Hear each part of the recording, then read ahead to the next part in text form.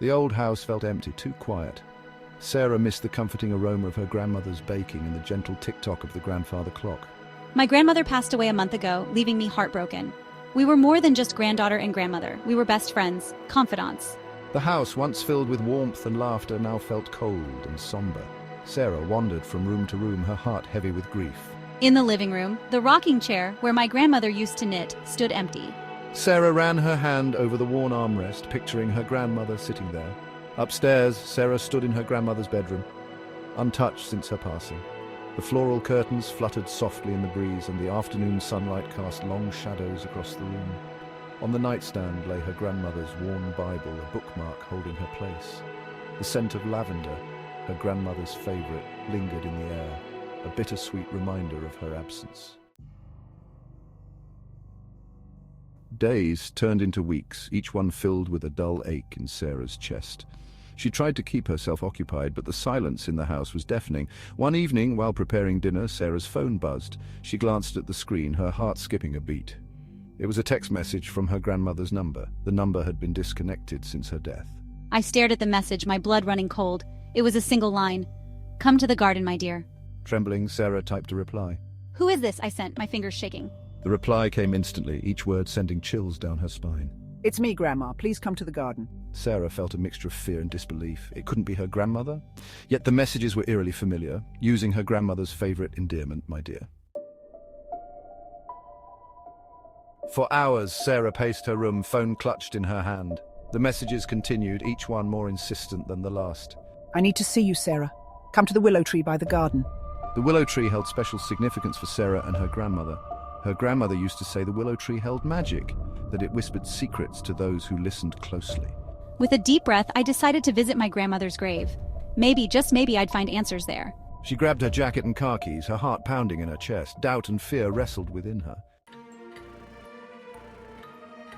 As Sarah drove towards the cemetery, the sky grew dark and ominous. Heavy clouds gathered overhead, casting an eerie glow upon the land. The old cemetery was situated on a hill overlooking the town. The scent of damp earth and dying leaves filled my nostrils, heightening my unease. Sarah parked her car near the entrance and stepped out into the cool evening air. With each step towards her grandmother's grave, Sarah's pulse quickened. Was I losing my mind? Why would I believe even for a second that these messages were real? And yet, a small part of her yearned to believe, clung to the impossible hope that it was indeed her grandmother reaching out.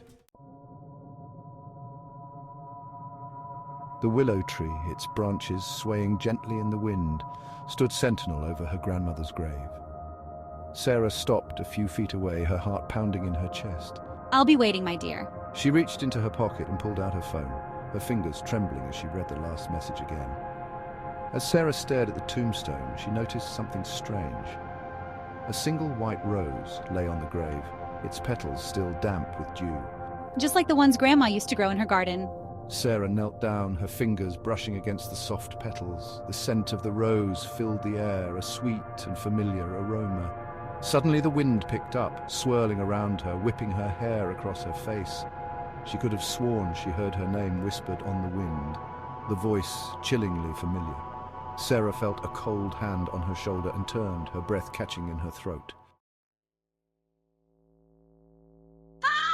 Sarah screamed and stumbled backward, her heart racing. The figure vanished as quickly as it had appeared, leaving Sarah trembling on the ground. The wind died down, and an eerie silence descended upon the graveyard. Sarah scrambled to her feet, her eyes darting around, searching for any sign of the mysterious figure. Had I imagined it? Was it just the wind playing tricks on me? Or had I really seen the ghost of my grandmother? Sarah didn't know the answer. She fled from the graveyard, her mind reeling, the unanswered questions echoing in the silence. Had Grandma found a way to communicate from beyond the grave? Or was there another explanation, a more rational one, that I was too afraid to face? The events of that night at the cemetery would forever remain etched in Sarah's memory, a chilling reminder of the mysteries that lay beyond the veil of life and death.